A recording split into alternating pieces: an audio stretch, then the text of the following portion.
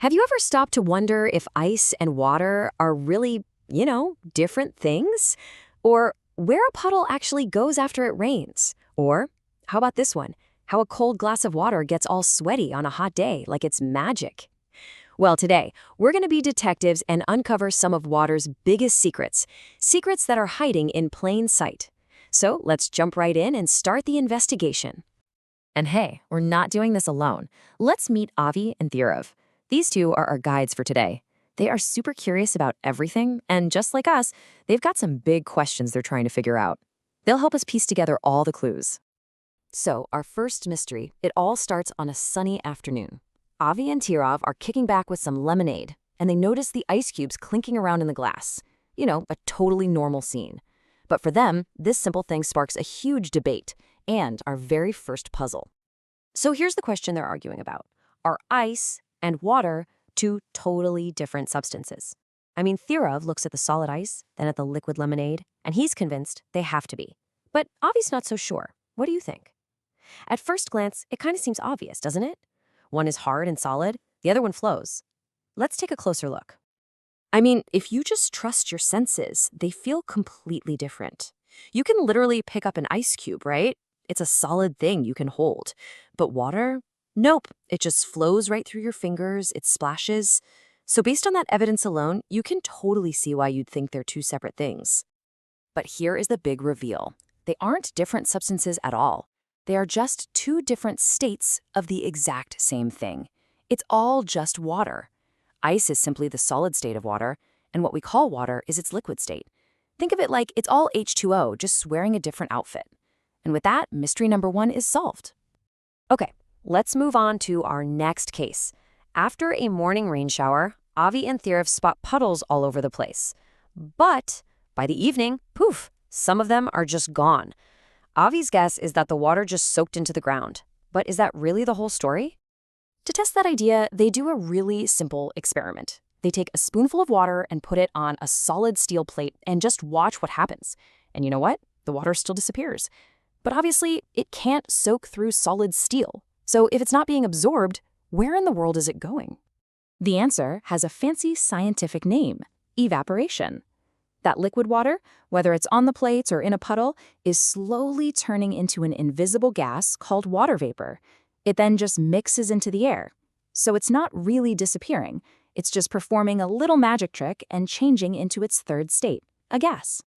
And you know what's cool? This evaporation thing is happening all around us, all the time. Think about it. When your wet clothes dry on a clothesline, that's evaporation. A mopped floor that dries all by itself? Yep, evaporation. Even when you put on hand sanitizer and it just vanishes as you rub your hands, that's evaporation too. It's this constant, invisible process that's always going on. All right, it's time for our final mystery. And honestly, this one might be the most confusing one of all. Avi and Thirav are making some more lemonade, but this time it's extra icy. They set the glass down, and after a couple of minutes, they notice something really strange happening on the outside of the glass.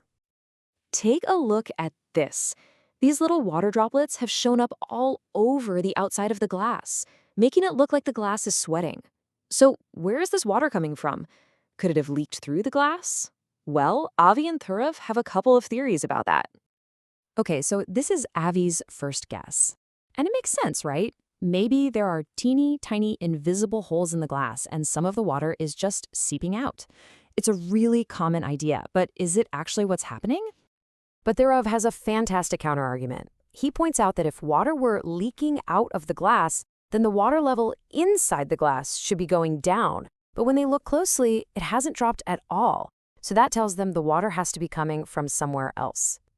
And that somewhere else is the air all around us. This process is called condensation. Remember that invisible water vapor we talked about in our last mystery? Well, when that warm, invisible gas in the air touches the super cold surface of the glass, it cools down really fast and turns back into tiny liquid water droplets. It's like magic, but it's science. And we can actually prove it, which is so cool. If you take a glass of ice water and put it on a really sensitive digital scale, you'll see that its weight actually increases over time. That extra weight is the water from the air that's collecting on the outside of the glass. So it's not leaking out, water is being added to it from the atmosphere. Case closed. So, we've solved 3 different mysteries today, but they all connect to tell one incredible story, the never-ending journey of water. Let's put all the clues together and see the big picture. So here it is, all laid out. Water basically has 3 different identities, or states. You've got ice, which is the solid. You've got water, which is the liquid. And then you have water vapor, the invisible gas.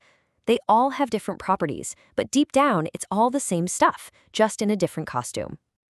And the most amazing part of all this is that water is always shifting between these states. It freezes into ice, it melts back into liquid, it evaporates into a vapor, and then it condenses back into a liquid.